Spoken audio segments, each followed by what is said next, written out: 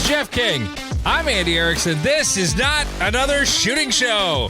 We go to Omaha, Nebraska. Woo! Somewhere in middle America. An Omaha man who is a convicted felon faces up to 50 years in prison after police said he shot himself in the leg while he is not allowed to possess a firearm. What a dick. Vanitas McGee, who's 48, he was booked into Douglas County Corrections on Wednesday for one count of being a felon in possession of a firearm, at least until the bullet went through his leg.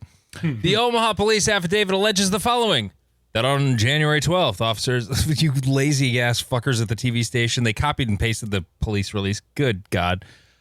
On July 12th, officers responded to a home near 45th and Military Avenue about 11:03 for a shooting investigation. The caller stated a relative, later identified as McGee, was intoxicated and had shot himself and was arguing about going to the hospital. Police did not find McGee at the scene. On July 13th at about 7:13 p.m., officers responded to a walk-in shooting victim at University of Nebraska Medical Center. McGee was found to have been shot in the leg. He told investigators he had been shot by an unknown party while walking in the neighborhood. Quote, when he heard a gunshot and felt pain in his leg, McGee stated he went back home and thought he was only grazed by the bullet, and that is why he did not go to the hospital. McGee stated on today's date, which was July 13th, he felt as if the bullet was still inside his leg, and it began to hurt more. And that is why he decided to come to the hospital. Officers confronted McGee about his story and reminded him of the consequences of lying to law enforcement. McGee admitted he accidentally shot himself while pulling a firearm out of his pocket while sitting on the porch. He also admitted he knew, as a convicted felon on probation, he is not allowed to have a gun and got the firearm from his nephew. He had a previous conviction for possession of meth in 2022 and was on probation for a violation of a protection order. Police were given permission to search his room, and, oh, you dumbass, you never give permission to search the room, at least make him get a search warrant. And they found a firearm under a glass TV stand. Well done. They never throw these guns in the creek. Like, oh, this gun shot me in the leg. Yeah. Maybe I should, go down to the creek and throw it in the creek. Or how about the Missouri fucking river that goes right by Omaha? But that's really far away. I have to drive. It's a long way to go on my bike. Anyway, it's new gun day for me. Oh, you got a new gun? Oh, at least Sunday was this past Sunday was new gun day for me, and I was so happy because not only did I get the gun on sale, for once, Shields did not fuck me over on the trade-in. Nice. I traded in my very, very accurate stainless Savage 110, I think it was. It was either 110 or a 116. It has a stainless barrel. That thing was capable of shooting all of them into a dime. It was a really good gun. However, I had 4 30-06 rifles. I did not need 4. So I traded one of them for a rifle I've wanted for a long time. A Ruger American Gen 2. Got the 308 Patrol model. The Patrol model is it's a fairly heavy barrel. Do you feel like a cop when you shoot it? No, not at all. It's just a short, stiff barrel. It's not going to flex much. And the barrel is threaded. I'll put a 6-inch suppressor on it, and then it will be the same length as a conventional 22-inch barreled hunting rifle. And hopefully this fall, my son puts a couple of deer in the dirt with it, and maybe I do as well. But no, it's I'm very, very, very excited to go shoot it here. Probably on Tuesday morning is when I think I might get a chance to run out and shoot it. One thing that is a little better with the Gen 2s, I'm noticing, the bolt is just a little bit smoother. I'm clickety-clacking a bolt-action rifle. Barky's going to stab you. It does come with the good old, I think it's the AICS, the Accuracy International Pattern Magazine, which I already have a couple others that are capable of holding 308s that also work for the 6 Creedmoor, same kind of length, so those work with it too. No, I'm super excited. That's fun. This is the first one of these rifles I want. The other one is the full 22-inch in 6 arc. That's the other one I want to get. And the more I handle it, it's just like the stock is a little better. Like there's a cheek rise on it. You can adjust the length of pull. This one, I thought they were supposed to come with like pieces, to adjust the length and the comb for the cheek. But this one came with one piece that's installed and that's it. And a piece you can take off the cheek rest. And as far as I can tell, that's it. I don't know if that's how all of them are. The Savage I had came with a whole bunch of pieces to like make it a little longer, like you'd really customize it, but it didn't have anything. Or no, it did have something for the cheek riser. That was a 110 tactical. That was a cool rifle too, but I needed a Shadow 2 at the time. As one should. Yeah. It's not my fault you make bad decisions. It's kind of funny how I traded in that rifle for a Shadow 2. Now you're going to trade the Shadow 2 for that rifle? No, I didn't trade a Shadow 2 for this rifle. I traded although the Shadow 2 was on the block to trade for this rifle. That probably would have been, I would have probably had some leftover cash if I traded up for this one. Because they were on sale. All the Ruger Americans were $50 off through today. So, saved a little coin at the same time. Plus, I had a couple of gift cards. So, it was basically $100 off. And then got $350 in trade on that Savage, which I was because knowing how bad Shields lowballs, I'm like, okay, I only paid $400 for the thing or $425 like 8 years ago. I got my money's worth out of it. If they give me at least $250, I'll take it. Right. And then the guy said, and I knew the guy who I at first was dealing with. He's like, so what are you looking to get out of it? Because that's what they're always going to ask. Because if you give them a bad number, a low number, lower than it's worth, they're going to give you that. I'm like, how about you just go ask the monkey in the back what he's going to give me, and I'll give you a yes or a no. And he just sort of smiled and walked away with his flowing locks.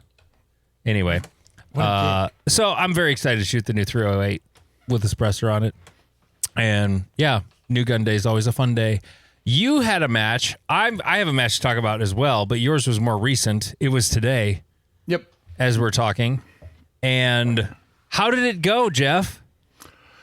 It wasn't my most spectacular showing that I've ever shot. The stages were fun. I had a good time. I made one of the stages, and you built a stage. Good for you. Right. And it was funny when I put it in the, because we use a Facebook page as our kind of like go-to communication source. We're working on switching over to Discord, but half the people in our, at our club don't understand what Facebook is, let alone what Discord is. Yeah. But I use the, it's a viral stage. Everyone's posted about it where you shoot 4 targets, you go to the front, you shoot 4 targets. You go back right, you shoot 4 targets, you go forward 4 targets. I did a version of that, but I use a lot more no shoots and steel and completely changed, the core of what it was. Did you see that video I posted from Thursday?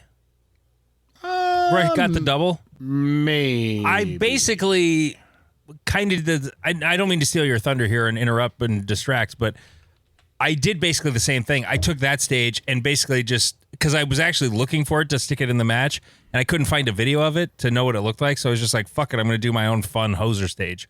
Right. And I did a version of, it was not even trying to copy it really, but it was sort of like 4 corners, but you were able to shoot the whole time. I'll talk more about that later. You go ahead. Sorry. Yeah.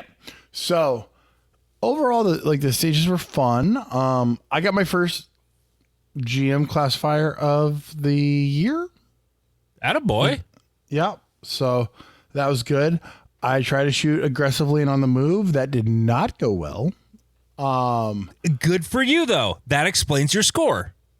Yeah. So I started out, it was a very kind of hoser stage, and I, haven't practiced as much as I would like to. And I attempted to do things that I was not prepared to do. And so that one was rough. And then the next one was the classifier, which I actually did well on. And then after that, we shot a stage that was essentially a stage stolen from PCC Open Nationals in 2023. So that made the pistol shooting quite difficult. And then I had a Jeff reload on my stage, which made it annoying. I went for the reload and the lip of the magazine caught on the lip of the gun or the lip of the magwell. Oh yeah. And so I had to get those separated. And then when I went to pull the trigger, it was like, oh, you didn't fully fix this, sir. You need to tap rack this shit. And then once I tap racked it was fine.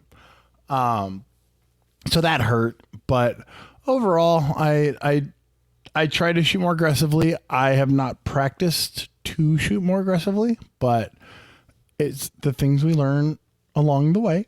Owen had a fantastic match. He actually was raw time champ on a couple stages, and he shot with a lot of aggression. He may have beat me. My rifle just tipped over. God damn it. That's why we can't have nice things. He did beat me by like 0.02%. And he thinks that he didn't get one of the no shoots that's on his scorecard, which it might have happened. That's the fun of locals. But that's why you have to actually pay attention to your score, even at a local. It's hard to, though. Right. Well, and especially how the Omaha crew does our scoring. It's difficult because, you've got 7 people yelling at you at one time, and you're just like, sure, fuck it. Boop. Yep, I approve, blah, blah, blah. And then you go to the bar and you look at your score later and you're like, I didn't have 2 no shoots. What the fuck are you talking about? And you're like, yeah, well, fun story. So that was a good time. It was a beautiful day today. We have been in Satan's asshole for like the last 3 weeks. Like 114 degree heat index days. And today was, by the time we finished at like noon, 12:30, it was 81, 82, something like that. Oh, yeah. Beautiful. So it was, this weekend was awesome here too. There were some storms that rolled through Thursday. And after that, it was fantastic. Yep.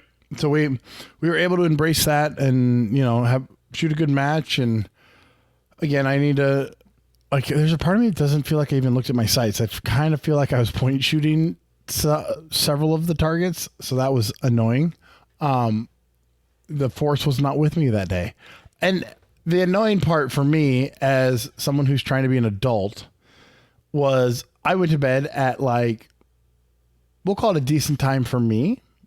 I woke up a little early so that I could go help set up my stage. According to Steven, I was 10 minutes late. You went to early for you. I'm going to say that was 1 a.m. and you got up in time to go set up a stage. We'll call it 11:30. Oh, wow. Good for you. It may have still been the day before, but that's like me when I'm slightly naughty. Right. And so. Yeah, old fucker. Right. Fucking non-ADHD having motherfucker. What are you talking about? Communist. And so I, woke up at like 6:30 and got to the range by like 7:40 and got my stage set up and wanted to stab some of the people who were trying to be helpful. They were not. We have a lot of new shooters at ENGC. Like there's there's like 3 groups now. There's the old school. There's like the new school, and there's the newbies. And yeah, it's interesting trying to interact with the newbies and who falls into what groups. But I don't know. We had a 60-person match, and you had more than that. You had 75. We did? Yeah. Oh fuck! Like you had a match that sort of matches your club, like your market. Yes. Like you guys should have, like, honestly, I think for the size of my market, having regular 60-person matches at the Sunday matches at Sioux Falls, or we were a little light at our last club match compared to the last 2, but it was also like a guaranteed chance of rain that's scared some people away. Yep. And we had no rain. It quit raining at like 3 p.m. and it did not rain again at the club until 9 o'clock. I was smart about it, though. I pulled a stage from the match because we had 5 stages. 2 shorties, and then 3 like regular medium to large courses. And I pulled the most complicated of those. And then here was the best part. Anytime you can leave a stage up at your club, do it. Absolutely fucking do it. Like, there's no reason you guys shouldn't just leave a stage up after your matches. Because you have a bunch of bays. There's no reason not to. You know, maybe whatever goes into 4. But here's a reason to do it is there was a rifle match that was actually Kian and Spencer. They were, Kian's idea was, I mentioned on the podcast one time, he's like, I said, man, I would really like to shoot a rifle match. And so he's like, hey, we'll run it. We'll do one. He's like, what weekend works for you? And I said, let me look at the calendar. And August 1st was the day I said I could do it.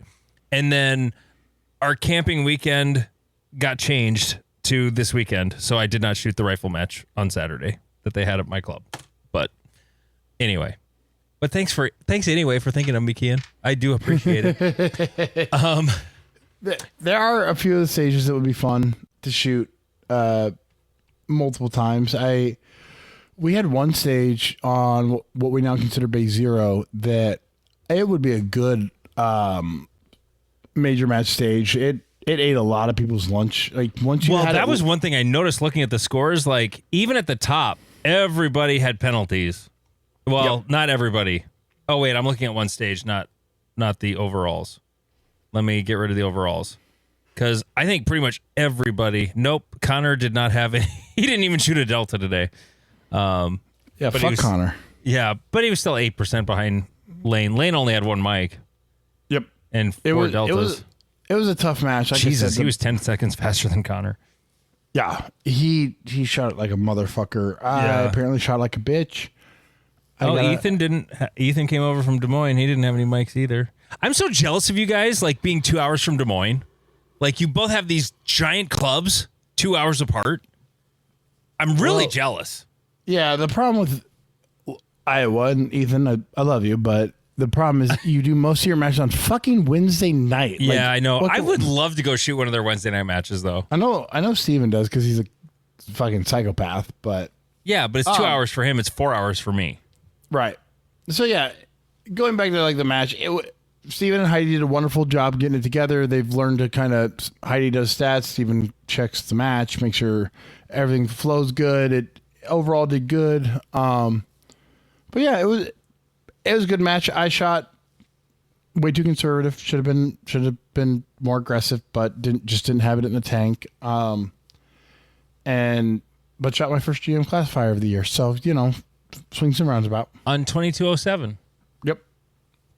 So I thought I threw one off one of the targets and just shot it like a motherfucker after that. And it was like, oh, nope, that was caught it in the neck, not over the top. Like, it's okay. So. If I remember this classifier correctly, this is the one that is actually on the cover of a podcast episode probably a year and a half ago when my buddy Josh, shooting PCC, put not 1 but 2 holes right into the wall on the left side. they're like touching. Hide over bore was not everyone's favorite thing at the match. Oh God. Okay. So, Jeff, we have to tease your accidental discharge. Yes, that you had. I had a thing go boom boom, but we're going to talk about that after the paywall. Yes, and I also have, like the spiciest of spicy things that could happen at your gun club happened at my gun club last night. And I sent Jeff the video of it. I can't post the video of it. I wish I could. Maybe I will be able to at some point, but once the legalese is figured out. Once all the legalese is figured out, I'm posting that fucking video. But it was a weird morning today. Let me just tell you, waking up at the lake this morning from camping. But first, patreon.com/notanothershootingshow. It's only $3.57 a month, and you will get every single minute of this episode and every Friday episode. I actually got a message from a guy this week that said, every time I see anything with NAS, all I can think of is, it's only $3.57 a month. Well, yeah, that's kind of the point. Top of mind awareness. 407 comps. I got a couple of them left as of this recording. They'll probably be gone. I need to order some more shit because I'm out. Go to notanothershootingshow.com for those. It's a screaming deal. Not Another Shooting Show on YouTube. We've got videos there. I should have some more videos up by the time this drops. So go there, like, subscribe to the channel. It's growing. We really appreciate that. r/NASS on Reddit. MW Activewear, the finest jerseys you can get for your match. Illinois section in 2 weeks. Actually, from this date is actually more like a week away in Havana, Illinois. Minnesota section is August 29th and 30th in Forest Lake, and Wisconsin Belt PCSL Championship September 26th and 27th in Lodi, Wisconsin. But patreon.com/not another shooting show. It is only $357 a month.